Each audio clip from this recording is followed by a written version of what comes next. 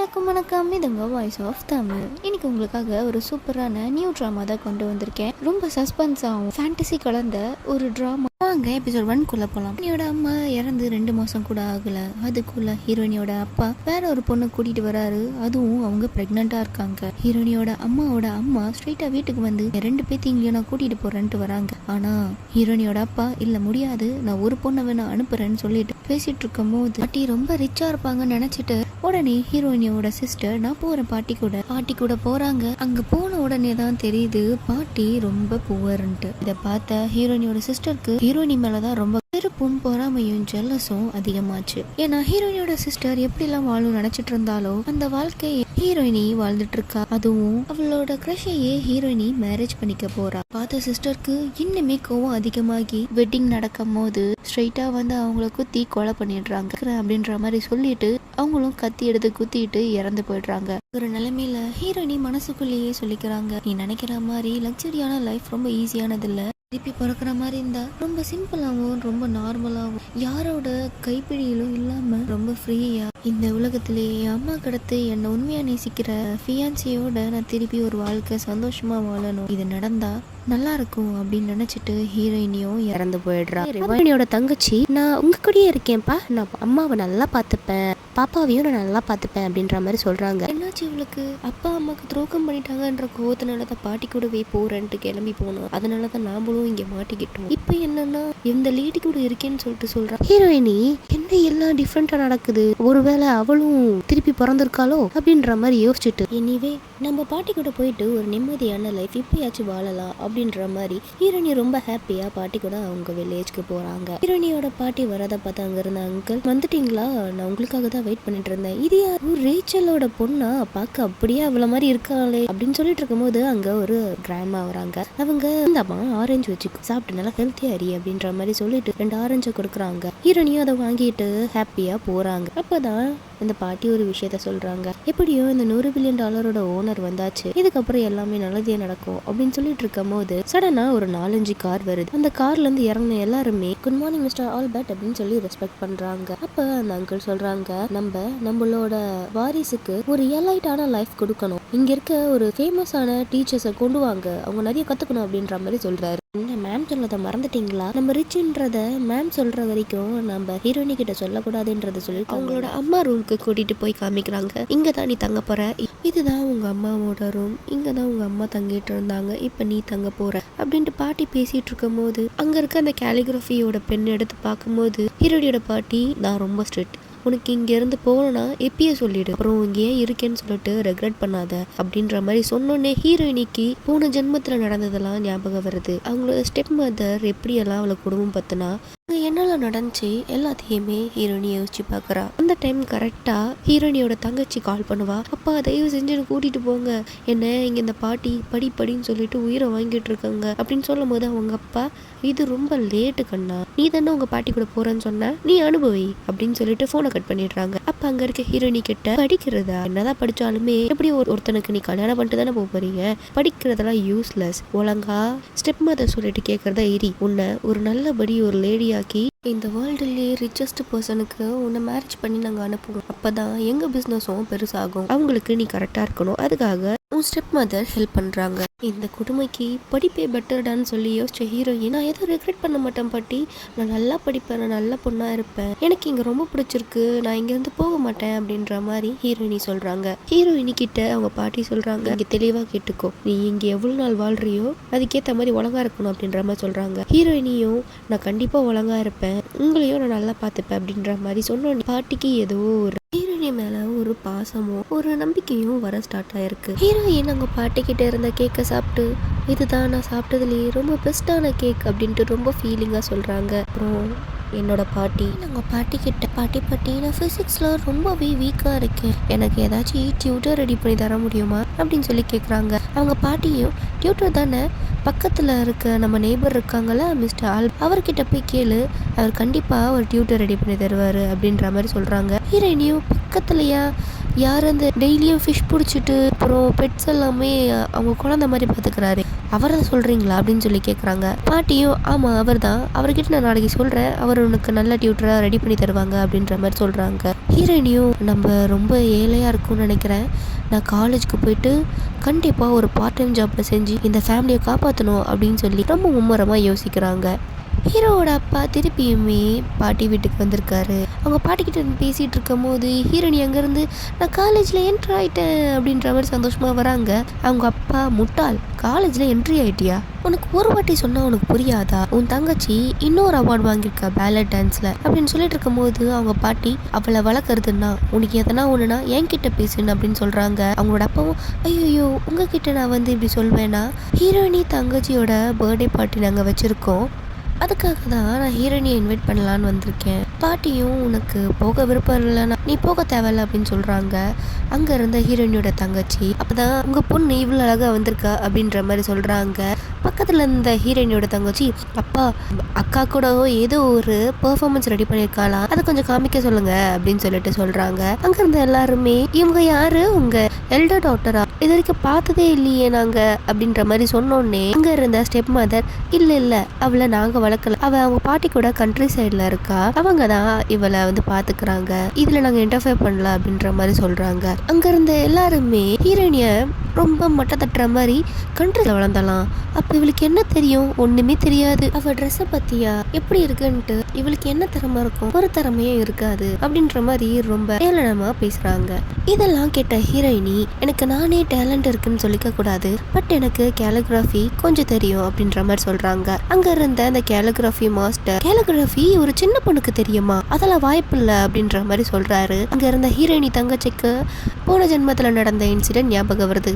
அவங்க பாட்டி கேலிகிராஃபி கற்றுக்கலன்னா ரொம்ப கஷ்டமாயிடும், அட்லீஸ்ட் காணோம்மா, எப்படி காணாம போச்சு, அது அம்மா ஆசையாக எனக்கு பர்த்டேக்காக வாங்கி கொடுத்தாங்க அப்படின்ற மாதிரி சொல்கிறாங்க. சுற்றி இருந்த எல்லாருமே என்ன ரிங் காணோம்மா, அந்த ரொம்ப மிஸ்டீரியஸான பையன் அதான் $4 million ஒரு பிங்க் ரிங் வாங்கினாங்களே அந்த ரிங்கா காணோம்.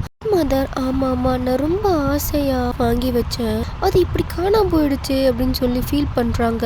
இருந்து அவங்களோட பையன் ஓடி வந்து அம்மா நான் ஹீரோயின் அக்காவோட ரூம்குள்ளே போகிறத பார்த்தேன் அப்படின்ற மாதிரி சொல்கிறான். இதை கேட்டு எல்லாருமே ரொம்ப ஷாக் ஆயிடுறாங்க. ஹீரோயினியோட அப்பாவும் நீ போனியா அப்படின்னு சொல்லி கேட்குறான். ஹீரோயினியும் இல்லை நான் போகல அப்படின்ற மாதிரி சொல்கிறாங்க. உடனே சிஸ்டர் போய் சொல்லாத, நீ என்கிட்டயே வந்துட்டு ஸ்டெப் மதர் ரொம்ப பயாஸ்டாக இருக்காங்க, உனக்கு மட்டும் வாங்கி தராங்க, எனக்கு எதுவுமே வாங்கி தரலன்ட்டு நீ சொன்ன, அதுவும் அந்த பிங்க் டைமண்ட் எனக்கு பிடிச்சிருக்குன்னு நீ சொன்னியே அப்படின்ற மாதிரி சொல்கிறாங்க. உடனே ஸ்டெப் மதரும் உனக்கும் அந்த பிங்க் டைமண்ட் பிடிச்சிருக்குன்னு சொல்லி உனக்கும் நான் வாங்கி கொடுத்துருப்பேன்ல, எதுக்கு நீ இப்படி பண்ண அப்படின்ற மாதிரி ஸ்டெப் மதர் ஒரு ஆக்டிங்கை போட்டுடுறாங்க. ஹீரோயின் நான் எந்த டைமண்டையும் திரும்பலை, அதுவும் எனக்கு இந்த லக்ஸரி திங்ஸ்லாம் பிடிக்காது, அதுவும் அந்த லக்ஸரி திங்ஸ் வாங்கி தான் என்னோட ஒர்த்தை ப்ரூவ் பண்ணணும், எனக்கு ஒன்றும் அவசியம் இல்லை சொல்லிட்டு இருக்கும் போது ஹீரோயினியோட அப்பா ஹீரோயினியை அடிச்சிடுறாங்க. ஹீரோயினியோட தங்கச்சி இதான் சாக்குன்ட்டு இன்னும் எல்லாருமே ஏற்றி விடுறா. எனக்கு தெரிஞ்சு உன்னை பாட்டி ஒழுங்கா வளர்க்கல நினைக்கிறேன் அப்படின்னு சொன்னோடனே அங்கே இருந்த எல்லாருமே ஆமாம் இவளை ஒழுங்கா வளர்க்கலன்னு நினைக்கிறேன், அதனால தான் இப்படி எல்லாத்தையுமே திருடிட்டு இருக்கா அப்படின்ற மாதிரி எல்லாருமே பேச ஸ்டார்ட் பண்ணிடுறாங்க. ஹீரோயினியோட அப்பா நான் உங்கள்கிட்ட கடைசியாக கேட்குறேன், நீ அந்த நகையை எடுத்து தான் கொடுத்துரு அப்படின்ற மாதிரி சொன்னோடனே ஸ்டெப் மதர் தயவு செஞ்சு சாரி கேட்டுரு அப்படின்ற மாதிரி சொல்கிறாங்க. ஹீரோயின் நான் எடுக்கவே இல்லை, நான் எதுக்கு சாரி சொல்லணும். உங்கள் பாட்டி என்ட்ரி ஆகுறாங்க.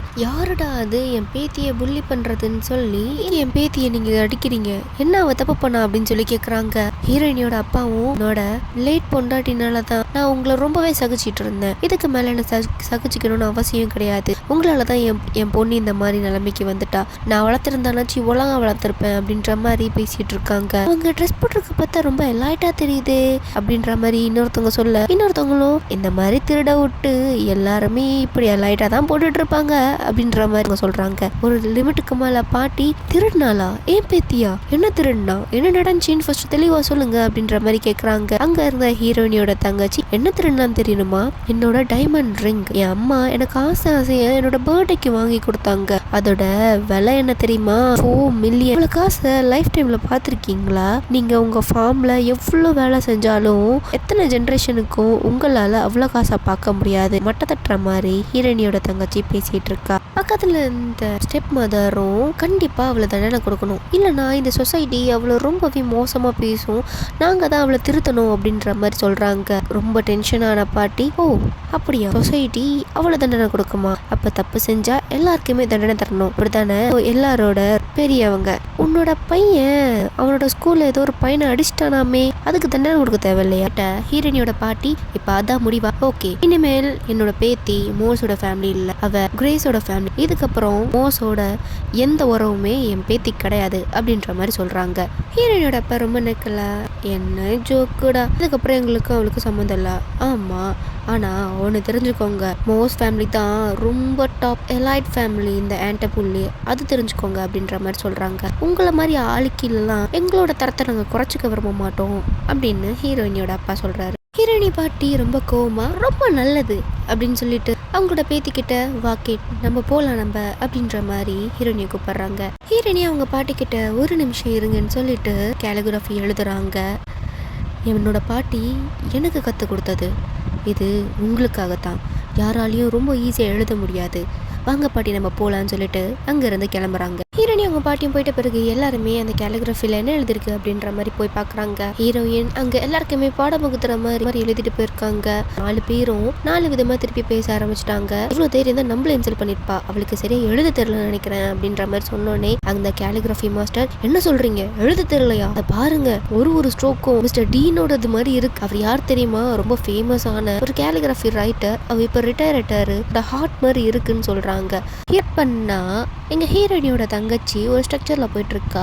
அண்ட் அவங்க அம்மா கிட்ட, இப்ப நான் என்னோட அந்த ரிப் எடுத்தா கண்டிப்பா அந்த வேரன் பிரதர்ல ஒருத்தன் என்ன லவ் பண்ணிடுவான் தானே அப்படின்னு சொல்லி கேக்குறாங்க. கண்டிப்பா எல்லா ஆம்பளைங்களும் நம்மளோட வெஸ்ட் பத்தா விழுவானுங்க.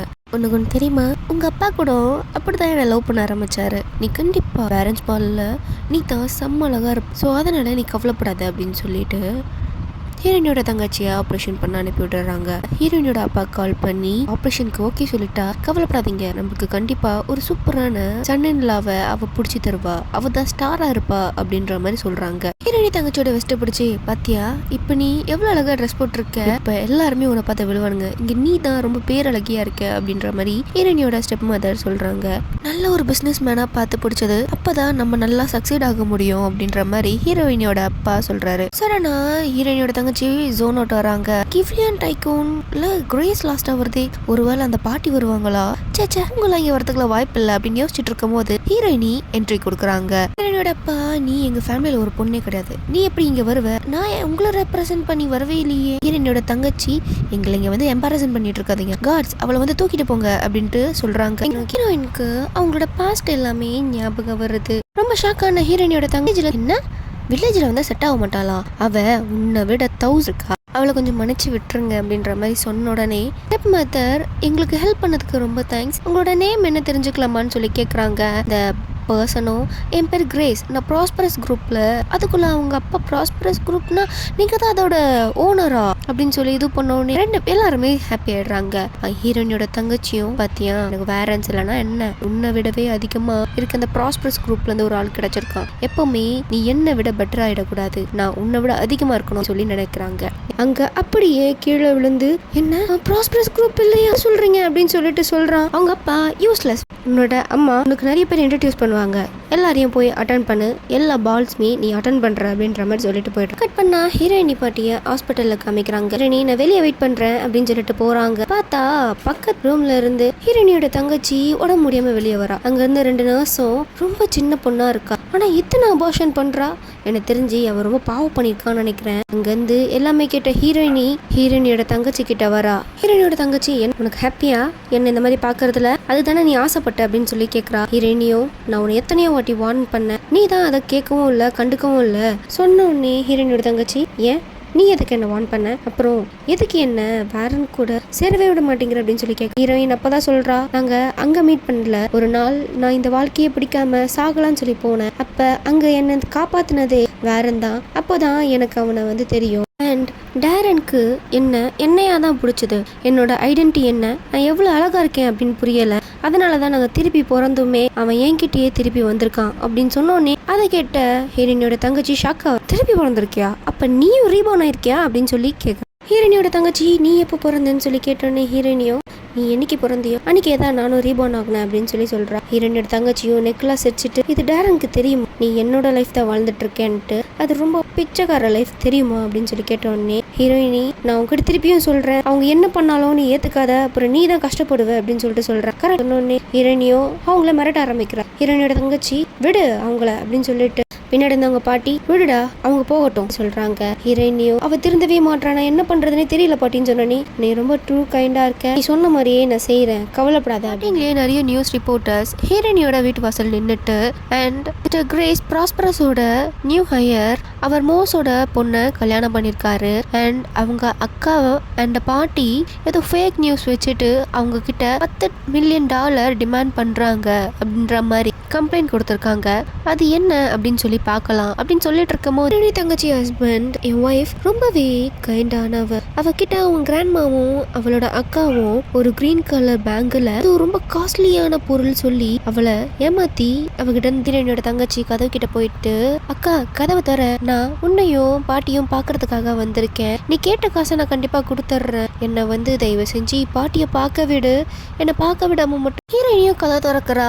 கதவை திறந்தோடனே ஹீரோயினி தங்கச்சியோட ஹஸ்பண்ட் ஹீரோயினியை பார்த்து ரொம்ப ஷாக் ஆகுறான். ஒரு ஃபிளாஷ்பேக் காமிக்கிறாங்க. ஹீரோயினி தங்கச்சி ஹஸ்பண்ட் கச்சஃபால தொடச்சிட்டு, மேம் நான் என்ன தப்பு பண்ணேன், எதுக்காக என்னை இங்க கொண்டு வந்திருக்கீங்க, ஏதாச்சும் தப்பு பண்ணி தான் மன்னிச்சுக்கோங்க சொல்லிட்டு இருக்கோம். ஹீரோயினி ஒரு ஃபைலை கொடுத்துட்டு அவளை நல்லபடி பார்த்துக்கோ அப்படின்னு சொல்லிட்டு சொல்றாங்க. நல்லபடி பார்த்துக்கணுமா, எதுக்கு எனக்கு இவ்வளோ பெரிய போஸ்டிங் கொடுத்துருக்கீங்க, உங்களுக்கும் அவளுக்கும் அப்படி என்ன சம்பந்தம் சொல்லி கேட்கும் போது, அவன் என் எதிரியா இருந்தாலும் அவனை நல்லா இருக்கணும்னு நினைக்கிறேன், அவளை நீ நல்லா பார்த்துக்கணும். இதெல்லாம் யோசிச்ச ஹீரோயினி தங்கச்சியோட ஹஸ்பண்ட்க்கு ஐயோ அப்ப என்னோட ஒய்ஃப் ஹீரோயினியோட தங்கச்சியா, ஐயோ நம்ம பெரிய தப்பு பண்ணிட்டோமே, இப்போ என்ன பண்றதுன்னு தெரியலையேன்னு சொல்லி யோசிச்சுட்டு இருக்கான். ஹீரோயினோட தங்கச்சி ஹீரோயினி கிட்ட நான் பே பண்றேன் அப்படின்ற மாதிரி சொல்றான். ஹீரோயினியோ பே பண்றியா, ஓகே கேஷா செக்கா அப்படின்னு சொல்லி கேட்டோன்னே ஹீரோயினியோட தங்கச்சியும் நான் பே பண்றேன், பாட்டியை பார்க்க தான் வந்தேன், என் ஒரு தடவையாச்சும் பார்க்க விடு, அண்ட் நான் பிரசிடென்ட்லாம் கூப்பிட்டு வந்திருக்கேன் அப்படின்ற மாதிரி சொல்றாங்க. அங்க இருந்து அவன் ஹஸ்பண்ட் கொஞ்ச நேரம் பேசாம ஏறி, என்ன பண்ற நீ, உனக்கு எதுவுமே தெரிய மாட்டேங்குதுன்ற மாதிரி புலம்புறாங்க. பிரசிடென்ட் உங்க கையில இருக்கிற அந்த இது கொடுக்குறீங்களா சொல்லி கேட்கறான். பக்கத்துல இருந்த எல்லாரையும், அதோ பாருங்க அது ரொம்ப எக்ஸ்பென்சிவானது. ஹீரோயினி கிட்ட மேடம் நாங்க உள்ள வரலாமா அப்படின்னு சொல்லி கேட்கறாங்க. ஹீரோயினியும் என்ன மிஸ் கிரேஸ்ன்னு கூப்பிடுங்கன்னு சொல்லிட்டு சொல்றாங்க. கிரேஸா, ரிச்சஸ்ட் ஃபேமிலி. அப்புறம் அழுகுறா. ஹீரோயின் அந்த இடத்த விட்டு கிளம்பி வெளியே வந்துடுறா. அண்ட் உங்க எல்லாருக்குமே நான் சொல்லிக்கிறேன், இந்த உலகத்துல நமக்கு 2 சாய்ஸ் இருக்கும், நம்ம எந்த சாய்ஸ் எப்படி சூஸ் பண்ணுறோன்றல, அந்த இடம் கெட்டதாக இருந்தாலுமே அதை எப்படி நமக்காக மாற்றிக்கிறோன் இருக்கு அப்படின்னு சொல்லி இந்த சீரியல் இதோட முடிஞ்சது. உங்களுக்கு இந்த சீரியல் பிடிச்சிருந்தா மறக்காம சப்ஸ்கிரைப் பண்ணுங்க. இன்னும் நிறைய சூப்பராக டிஃப்ரெண்ட்டான ட்ராமாஸை நான் உங்களுக்காக கொண்டு வந்துட்டு இருக்கேன். Stay tune for next drama. நாளைக்கு ஒரு